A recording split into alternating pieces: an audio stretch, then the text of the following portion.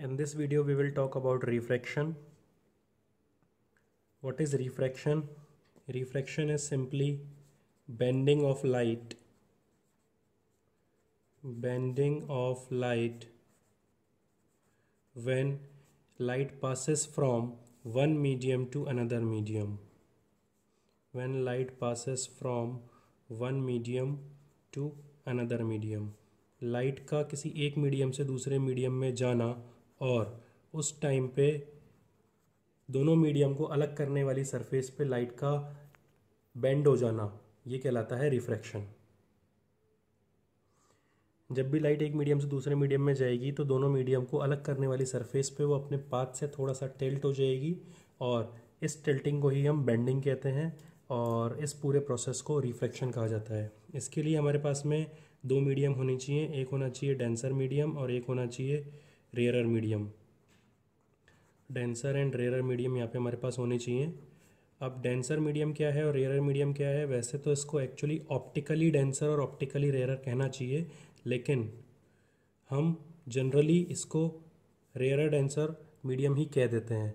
Optically denser medium का मतलब वो है एक ऐसा मीडियम जिसमें लाइट की स्पीड स्लो हो as compare to another medium, और ऑप्टिकली रेयरर मीडियम वो है जिसमें लाइट की स्पीड फास्ट हो as compare to another medium. तो उन मीडियम्स को हम आपस में रेयरर और डेंसर के नाम से कहते हैं। पूरे चैप्टर में हम ऑप्टिकली डेंसर या ऑप्टिकली रेयरर कहने की बजाय सिर्फ डेंसर या फिर सिर्फ रेयरर ही कहेंगे। तो अगर मैं ये बात करूं कि मेरे पास में दो मीडियम हैं, सपोज एयर और वाटर, ये वाटर है और लाइट यहाँ से इस तरह से आ रही है, ये लाइट यहाँ पे इस तरह से आई। जब लाइट यहाँ पे इस तरह से आई और ये इसका नॉर्मल है तो लाइट स्ट्रेट जानी चाहिए, लेकिन ये अपने पाथ से बेंड हो जाएगी, थोड़ी नीचे की तरफ झुक जाएगी। लाइट यहाँ पे झुक गई इस तरफ, तो ये वाला तो था एयर और ये वाला था वाटर, या फिर मैं कह सकता हूँ कि ये है रेयरर मीडियम और ये है डेंसर मीडियम। तो लाइट जब रेयरर से डेंसर में आती है तो वो टूवर्ड्स नॉर्मल झुक जाती है, टूवर्ड्स नॉर्मल बेंडिंग होगी। ये चीज़ें आप क्लास 10th में भी पढ़ चुके हैं कि इसकी बेंडिंग टूवर्ड्स नॉर्मल होती है। और ये वाला एंगल है आई, ये वाला एंगल है आर। तो इस केस में जब लाइट रेयरर से डेंसर में जाती है तो एंगल आई की वैल्यू ज़्यादा होती है एंगल आर से।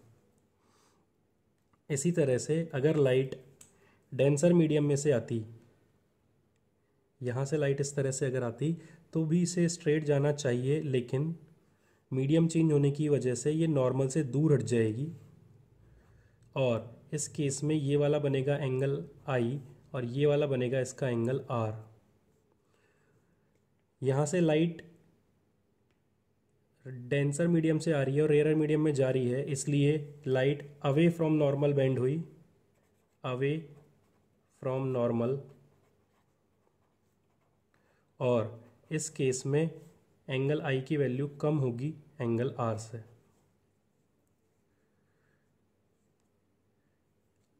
अब बात करते हैं लॉज ऑफ रिफ्लेक्शन की।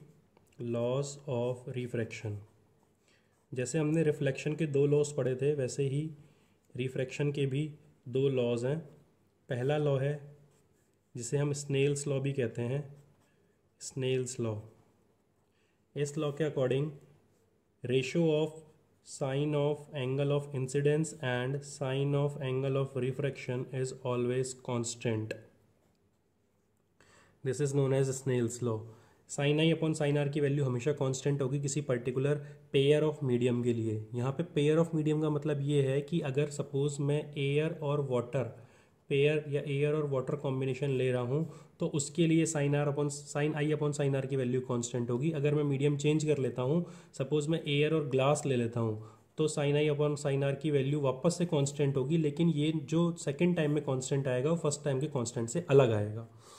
तो इसलिए हम इसमें कहते हैं कि sine I upon sine are की वैल्यू किसी पेयर ऑफ मीडियम के लिए कांस्टेंट रहेगी। जो सेकंड लॉ है वो वही है इंसिडेंट रे, जो हम पहले पढ़ चुके हैं, लॉ ऑफ रिफ्लेक्शन में incident ray, reflected ray and normal all lie in the same plane. यहाँ पे अक्सर मिस्टेक क्या हो जाती है, बच्चे लिख देते हैं angle of incidence, angle of reflection and normal all lie in the same plane. नहीं, एंगल नहीं, इंसिडेंट रे, रिफ्रैक्टेड रे और नॉर्मल, ये तीनों एक ही प्लेन पे लाई करते हैं। ठीक है, तो ये हमारा रिफ्रैक्शन का सेकेंड लॉ है। ठीक है, इसके बाद में हम कैसे डिसाइड करें कि कोई सी मीडियम वो ऑप्टिकली डेंसर है या ऑप्टिकली रेयर है। तो इस चीज़ को डिसाइड करने के लिए हमारे पास में एक पर्टिकुलर कंसेप्ट है, एक पर्टिकुलर फिजिकल क्वांटिटी है जिसे हम रिफ्रैक्टिव इंडेक्स कहते हैं। Refractive index. अब ये रिफ्रैक्टिव इंडेक्स क्या होता है? रिफ्रैक्टिव इंडेक्स एक पर्टिकुलर वैल्यू है जो कि हर मीडियम को दी गई है। कैसे? देखिए, जैसे रिफ्रैक्टिव इंडेक्स को अगर म्यू से रिप्रेजेंट किया जाता है या फिर एन से रिप्रेजेंट किया जाता है, तो रिफ्रैक्टिव इंडेक्स ऑफ वाटर ये होता है 4/3। रिफ्रैक्टिव इंडेक्स ऑफ ग्लास ये होता है 3/2। रिफ्रैक्टिव इंडेक्स ऑफ एयर ये होता है 1.0003। या फिर मैं कह सकता हूँ रिफ्रैक्टिव इंडेक्स ऑफ वैक्यूम ये होता है 1। रिफ्रैक्टिव इंडेक्स ऑफ डायमंड ये होता है 2.42। तो ये अलग अलग रिफ्रैक्टिव इंडेक्सेस की वैल्यू है जो कि हमें याद भी होनी चाहिए। वैसे तो एग्जाम में मिलती है, लेकिन फिर भी अगर हम याद कर लेते हैं तो बहुत सारे क्वेश्चंस करने में इजी हो जाता है। ये क्या शो करता है? ये शो करता है कि कौन सा मीडियम कितना ऑप्टिकली डेंसर या कितना ऑप्टिकली रेयर है। अगर मैं इसको सॉल्व कर दूं तो ये बनेगा 1.3 और ये वाला बनेगा 1.5। तो अगर मैं केवल इन सभी मीडियम, इन 5 मीडियम की बात करूं तो सबसे ज़्यादा ऑप्टिकली रेयर जो मीडियम है वो है ये, क्योंकि इसके लिए रिफ्रैक्टिव इंडेक्स की वैल्यू सबसे कम है। फिर इससे थोड़ा सा ज़्यादा डेंसर वाटर, उससे थोड़ा सा ज़्यादा डेंसर ग्लास, उससे एयर छूट गया। सबसे रेयरर है वैक्यूम, उससे ज़्यादा डेंसर 1.0003 मतलब एयर है, उससे ज़्यादा डेंसर वाटर है, उससे ज़्यादा डेंसर ग्लास है, उससे ज़्यादा डेंसर डायमंड है। डायमंड अभी तक के लिए मैक्सिमम वैल्यू हमें पता चली है रिफ्रैक्टिव इंडेक्स की, जो कि 2.42 डायमंड के लिए होती है। अब रिफ्रैक्टिव इंडेक्स को हम डेफिनेशन में कैसे लिख सकते हैं या फिर इसका फॉर्मूला क्या होता है? पहली बात तो ये कि यहाँ पे जो कांस्टेंट आ रहा है ये खुद ही एक रिफ्रैक्टिव इंडेक्स है, मतलब sin i upon sin r he refractive index का फॉर्मूला है। तो रिफ्रैक्टिव इंडेक्स का एक फॉर्मूला तो हमारे पास में ये आ जाएगा sin i upon sin r। इसमें जब भी एक मीडियम से दूसरे मीडियम में रे जाती है तो उसको रिफ्रैक्टिव इंडेक्स को जब हम म्यू या एन से लिखते हैं तो उसको इस तरह से लिखा जाता है, सपोज म्यू। अब मैंने यहाँ पे लिखा सपोज 2 और फिर मैंने लिखा 1, तो इसका मतलब ये है refractive index of medium 2 with respect to medium 1। Refractive index of medium 2 with respect to medium 1, ये म्यू 2 1 का मतलब है। इसको आप ऐसे भी लिख सकते हैं, म्यू 2 यहाँ पे 1 यहाँ पे। 1 को नीचे या ऊपर कहीं भी लिखा जा सकता है। जो इसके बाद में लिखा हुआ है जस्ट बाद में म्यू के, या फिर एन भी हो सकता है यहाँ पे, म्यू 2 विद रेस्पेक्ट टू 1 या म्यू 2 1, तो refractive index of medium 2 with respect to medium 1। अब जैसे सपोज मैंने यहाँ पे लिखा म्यू WG, तो इसका मतलब क्या होगा? इसका मतलब होगा रिफ्रैक्टिव इंडेक्स ऑफ W मतलब water with respect to G मतलब ग्लास। अब ये विद रेस्पेक्ट टू का क्या मतलब होता है? और अगर यहाँ पे 2 की बजाय सिर्फ एक ही मीडियम गिवन हो तो हमें क्या करना है? देखिए, पहली बात तो ये कि वैक्यूम का रिफ्रैक्टिव इंडेक्स 1 और एयर का भी हम अप्रॉक्स 1 ही ले लेते हैं। ठीक है, और अगर आपको यहाँ पे सिर्फ एक ही मीडियम मिले, सपोज आपको लिखा है केवल म्यू W जैसा कि मैंने यहाँ पे लिखा था, तो इसका मतलब है कि ये विद रेस्पेक्ट टू एयर है या विद रेस्पेक्ट टू वैक्यूम है। ये बाय डिफ़ॉल्ट है, प्री एज्यूम्ड है, हमें हमेशा यही मानना है कि अगर म्यू W लिखा हुआ है तो इसका मतलब है refractive index of water with respect to air. और या फिर अगर आप विद रेस्पेक्ट टू एयर नहीं भी लिखेंगे तब भी रिफ्रैक्टिव इंडेक्स ऑफ वाटर ही चलेगा। तो ये refractive index of water with respect to air है, ये refractive index of glass with respect to air है, रिफ्रैक्टिव इंडेक्स ऑफ वैक्यूम है, रिफ्रैक्टिव इंडेक्स ऑफ डायमंड है, इस तरह से है ये। और अगर मुझे पर्टिकुलर इसी की बात करनी है, refractive index of water with respect to glass क्या होगा, तो इसके लिए जो फॉर्मूला होगा विद रेस्पेक्ट टू के पहले जो लिखा है वो न्यूमरेटर में आ जाएगा, मतलब यहाँ पे refractive index of water upon refractive index of glass.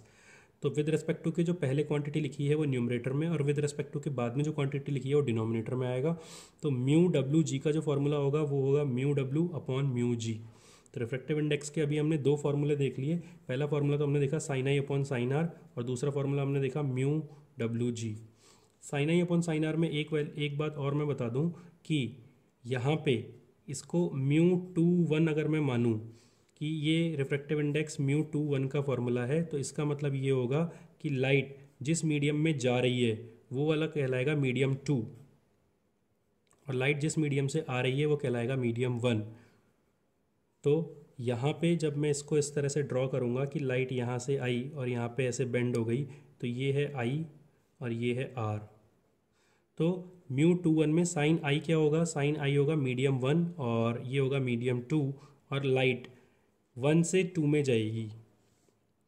Mu two one अगर लिखा हुआ है तो लाइट वन से टू में जा रही है। म्यू डब्ल्यू जी लिखा हुआ है तो लाइट ग्लास से वाटर में जा रही है। अगर म्यू डब्ल्यू लिखा हुआ है और एयर हमने प्री अज्यूम मान लिया है तो लाइट एयर से वाटर में जा रही है। तो म्यू डब्ल्यू जी का मतलब है light is going from glass to water. हमेशा हम इस तरह से पीछे से देखेंगे। जिसके जस्ट बाद में, म्यू के जस्ट बाद में जो नंबर लिखा हुआ है उसमें लाइट जाएगी। जैसे यहाँ पे डब्ल्यू लिखा हुआ है तो वाटर में लाइट जा रही है, यहाँ पे टू लिखा हुआ है तो मीडियम टू में लाइट जा रही है, यहाँ पे सिर्फ डब्ल्यू लिखा हुआ है तो लाइट वाटर में जा रही है। म्यू टू वन का एक और फॉर्मूला होता है speed of light in medium one upon speed of light in medium two. Speed of light in medium two. तो म्यू टू वन का फॉर्मूला हो गया speed of light in medium one और speed of light in medium two. अच्छा, इसमें वापस से वही ध्यान देने वाली बात है कि लाइट कहाँ से कहाँ जा रही है, वन से टू में जा रही है। अगर यही फॉर्मूला मुझे म्यू वन टू के लिए लिखना हो जिसमें लाइट सेकेंड मीडियम से फर्स्ट मीडियम में जा रही हो, तो यहाँ पे स्पीड वाले केस में स्पीड ऑफ लाइट इन, अब पहले क्या आएगा, जैसे टू वन था तो टू डिनोमिनेटर में वन न्यूमरेटर में आया था, इसी तरह से जब वन टू है तो अब डिनोमिनेटर में मीडियम वन हो जाएगा और न्यूमरेटर में मीडियम टू हो जाएगा। तो बहुत ही ध्यान से रिफ्रैक्टिव इंडेक्स के फॉर्मूले हमें ध्यान रखने हैं कि म्यू टू वन में स्पीड के फॉर्म में जब हम लिखेंगे तो medium one upon medium two है, और इसी तरह से अगर हम केवल रिफ्रैक्टिव इंडेक्स की फॉर्म में लिख रहे हैं तो म्यू डब्ल्यू जी में म्यू डब्ल्यू ऊपर और म्यू जी नीचे है। या फिर अगर मैं म्यू टू वन का ही फॉर्मूला लिखना चाहूँ तो mu two upon mu one, मतलब म्यू टू वन के फॉर्मूले में टू ऊपर आ रहा है लेकिन म्यू टू वन के फॉर्मूले में ही वापस से वन ऊपर आ रहा है। तो जब हम स्पीड ऑफ लाइट की फॉर्म में लिखेंगे तो मीडियम वन ऊपर लिखना है म्यू टू वन के फॉर्मूले के लिए, और म्यू टू वन के फॉर्मूले के लिए जब हम रिफ्रैक्टिव इंडेक्स की फॉर्म में बात करेंगे तो म्यू टू ऊपर रहेगा। तो अभी हम रिफ्रैक्टिव इंडेक्स के तीन फॉर्मूले पढ़ चुके हैं। Mu two one is equals to mu two upon mu one, mu two one sine I upon sine r, और mu two one is equals to speed of light in medium one with respect to speed of light in medium two. और mu two one का जो मतलब है वो ये है कि लाइट मीडियम वन से मीडियम टू में जा रही है, और इसको रीड कैसे करते हैं, इसको रीड करते हैं refractive index of medium two with respect to medium one. ये इसको इस तरह से यूज़ किया जाता है।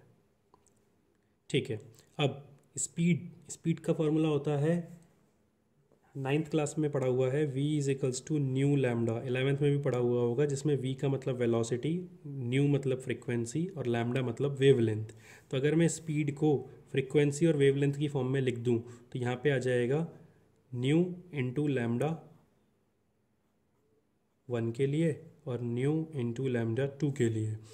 न्यू फ्रिक्वेंसी हमेशा लाइट की कांस्टेंट रहती है, जब भी मीडियम चेंज होगा तो जो फिजिकल पैरामीटर चेंज नहीं होता है वो है फ्रिक्वेंसी। तो रिफ्रैक्शन के टाइम पर जो जो पैरामीटर्स चेंज होते हैं और जो चेंज नहीं होते, जैसे स्पीड और वेवलेंथ, लाइट की स्पीड और वेवलेंथ ये तो चेंज हो जाते हैं, लेकिन लाइट की फ्रीक्वेंसी सेम रहती है।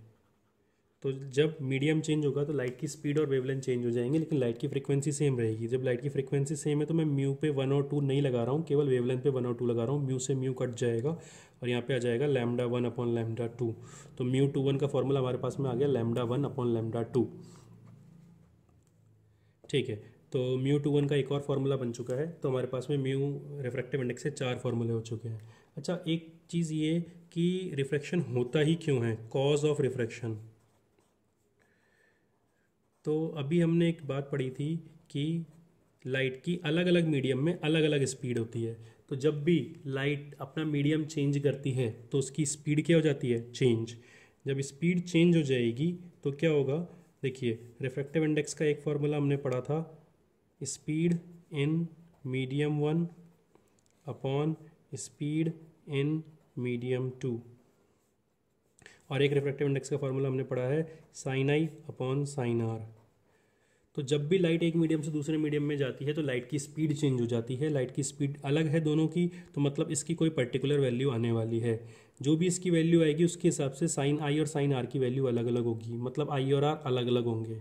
जब आई और आर अलग अलग होंगे तो इसका मतलब ये है कि लाइट स्ट्रेट लाइन में ट्रैवल नहीं करके किसी दूसरे पाथ पे बेंड होगी। अगर ये वाला एंगल आई है और म्यू की वैल्यू अगर 1 नहीं है तो फिर साइन आर की कुछ ऐसी वैल्यू होनी होगी जिसकी वजह से म्यू की कुछ दूसरी वैल्यू यहाँ पे सेट हो सके। जैसे मान लीजिए अगर मैं आपको ये बोलूँ कि साइन आई की वैल्यू सपोज इस तरह से है कि मैं मान लेता हूँ, सपोज वैसे तो साइन की वैल्यू -1 से +1 के बीच में ही होती है हमेशा, लेकिन फिर भी मैं इसको इस तरह से मान लेता हूँ कि मान लीजिए ये अभी वैल्यू 3/2 है और ये वाली वैल्यू 1 है। साइन आर की वैल्यू मान लीजिए यहाँ पे 1 है। तो इसका मतलब ये हुआ कि आई और आर की अलग अलग वैल्यूज़ हुई। जब आई और आर की अलग अलग वैल्यूज़ हुई तभी तो यहाँ पे म्यू की वैल्यू 1 के अलावा कुछ और आएगी। इसलिए आई और आर सेम नहीं है।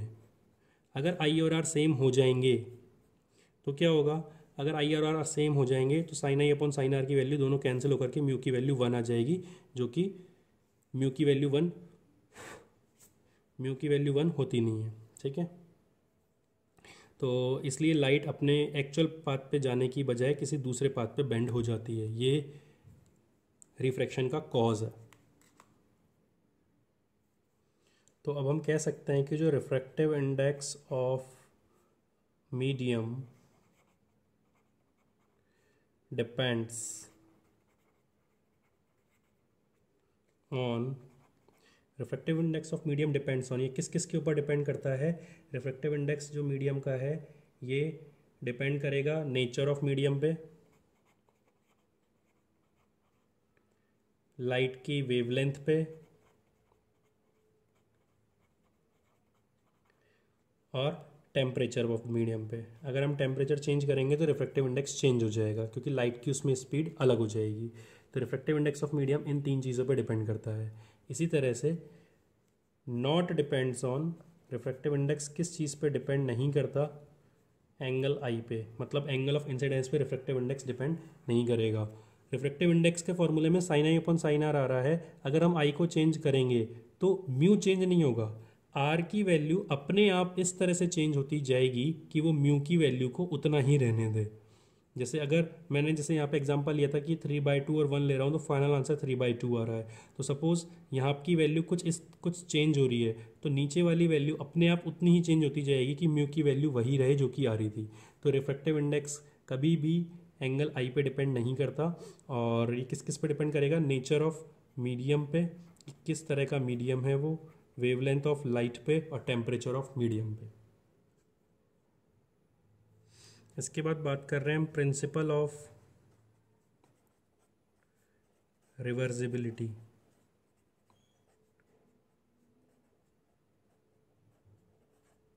प्रिंसिपल ऑफ रिवर्सिबिलिटी क्या कहता है कि सपोज आपके पास में कोई मीडियम है और उसमें कोई लाइट की रे आ रही है, यहाँ से लाइट रे इस तरह से आई और ये यहाँ से बेंड हो गई नीचे, रेयर से डेंसर जा रही है, टूवर्ड्स नॉर्मल बेंड हो गई। अब अगर इसी पाथ पे कोई रे आए, सपोज इसी पाथ पे कोई रे इस तरह से ऊपर गई, वाटर से एयर में जा रही है तो वो सेम उसी एंगल पे रिट्रेस होगी, मतलब उसी एंगल पे रिवर्स होगी। इधर से लाइट आई तो जितना इधर ने इसने एंगल बनाया, एंगल आई, एंगल आर इधर बना, उसके हिसाब से इसका रिफ्रैक्टिव इंडेक्स डिसाइड हुआ साइन आई अपॉन साइन आर, साइन आई अपॉन साइन आर। तो जब लाइट नीचे से आएगी तो वो अगर आर वाले एंगल पे आए, अच्छा अगर मैं इसको 1 लिखूँ मीडियम 1 और इसको लिखूँ मीडियम 2, तो मैं इसको क्या लिख सकता हूँ, refractive index of medium 2 with respect to medium 1। अच्छा अब जब लाइट नीचे से आ रही है तो लाइट जा किस मीडियम में रही है, फर्स्ट मीडियम में, और आ किस मीडियम से रही है, 2 से। तो लाइट जिस मीडियम में जाती है उसको हम पहले लिखते हैं, तो मैंने यहाँ पे μ12 लिखा। साइन जब लाइट नीचे से आई है तो एंगल कितने का बना है, आर का, तो यहाँ पे मैंने लिखा आर अपॉन, जब लाइट बाहर गई है तो एंगल कितने का बना, आई का, तो साइन आई। तो ये आया साइन आई अपॉन साइन आर और ये आया sine r upon sine i. ये दोनों एक दूसरे के रेसिप्रोकल हैं, या फिर इक्वेशन 1 और इक्वेशन 2 से मैं कह सकता हूँ कि जो μ21 है वो 1 अपॉन μ12 आएगा। तो ये आ गया रिफ्रैक्टिव इंडेक्स का formula, μ21 is equals to 1 upon μ12। तो रिफ्रैक्टिव इंडेक्स के हमारे पास में एक और फार्मूला हो गया है। तो इस तरह से रिफ्रैक्टिव इंडेक्स के हमारे पास अलग अलग फार्मूले हो गए, जिसमें एक फार्मूला था μ21 अपॉन μ2 अपॉन μ1, एक साइन आई अपॉन साइन आर, एक स्पीड ऑफ लाइट की फॉर्म में, एक लैम्डा यानी वेवलेंथ की फॉर्म में, और एक दोनों रिफ्रैक्टिव इंडेक्स अगर किसी के रेस्पेक्ट में दे रखे हों तो उसकी फॉर्म में।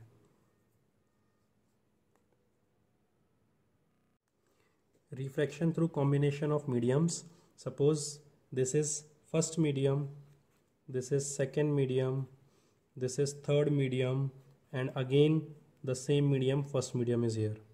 okay, एक लाइट यहाँ से आ रही है, इस पर मैंने नॉर्मल बनाया है, ये एंगल ऑफ इंसिडेंस हो गया, और जिस एंगल पे लाइट बाहर निकली वो R1 एंगल से मार्क किया है।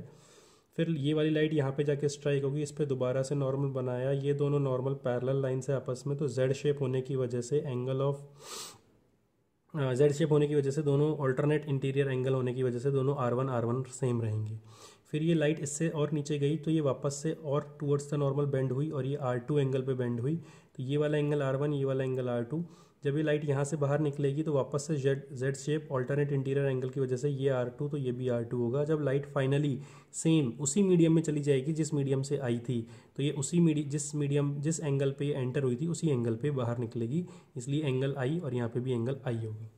अब अगर मैं लाइट जब यहाँ से फर्स्ट मीडियम से सेकंड मीडियम में जा रही है तो उस वाले के लिए रिफ्रैक्टिव इंडेक्स लिखना चाहूँ तो मैं लिखूँगा refractive index of medium 2 with respect to medium 1, means light second medium में जा रही है फर्स्ट मीडियम से, तो साइन जिस एंगल पे आई, एंगल ऑफ इंसिडेंस, और जिस एंगल से लाइट बाहर निकली R1। अब अगर मैं नेक्स्ट इंटरफेस यानी कि 2 और 3 मीडियम के बीच में अगर मैं वापस से रिफ्रैक्टिव इंडेक्स के लिए लिखना चाहूँ तो लाइट थर्ड मीडियम में गई सेकंड मीडियम से, साइन किस एंगल पे आई थी, R1 पे, और किससे बाहर निकलेगी, R2 से। फिर जब नेक्स्ट बाहर निकलेगी तो म्यू, लाइट फर्स्ट मीडियम में जा रही है थर्ड मीडियम से, तो μ13, और फिर मैं यहाँ पे लिखूँगा साइन कौन से मीडियम से लाइट आई है, लाइट आई है कौन से एंगल पे लाइट आई है, लाइट आई है R2 पे, तो R2 अपॉन साइन, और किस एंगल पे बाहर गई है, I पे। अब अगर मैं इन तीनों को मल्टीप्लाई करता हूँ और इन तीनों को भी मल्टीप्लाई करता हूँ तो मेरे पास में क्या आएगा, μ21 मल्टीप्लाई μ32 मल्टीप्लाई μ13, ठीक है। और इन तीनों को जब मैं मल्टीप्लाई करूँगा तो साइन आई से साइन आई कट जाएगा, साइन R1 से साइन R1 कट जाएगा, साइन R2 से साइन R2 कट जाएगा, मेरे पास केवल 1 बचेगा। अगर मैं इसको रीअरेंज करूँ तो मैं इसको ऐसे लिख सकता हूँ, μ13 multiply μ32 multiply μ21 is equals to 1। मतलब मैंने पहले 2 मीडियम का कॉम्बिनेशन लिया, 1 का 3 का, फिर लास्ट वाले का 3 का 2 से, फिर लास्ट वाले का 2 का 1 से। या फिर आप इसको इस तरह से भी लिख सकते हैं, अगर हम मीडियम्स को 1 2 3 किसी और तरह से अरेंज करते तो ये μ12 multiplied by μ23 multiplied by mu 3 1 is equals to 1, ये आ जाएगा। तो अगर लाइट किसी पर्टिकुलर 3-4 मीडियम्स में से पास होकर के आ रही है, जिस मीडियम से स्टार्ट हुई थी उसी मीडियम में, अगर फर्स्ट मीडियम से स्टार्ट होकर फर्स्ट मीडियम में वापस आ गई, सपोज एयर से एयर में आ गई या ग्लास से ग्लास में आ गई, तो जितने भी रिफ्रैक्शन हुए उन सबके रिफ्रैक्टिव इंडेक्सेस का मल्टीप्लिकेशन 1 आएगा।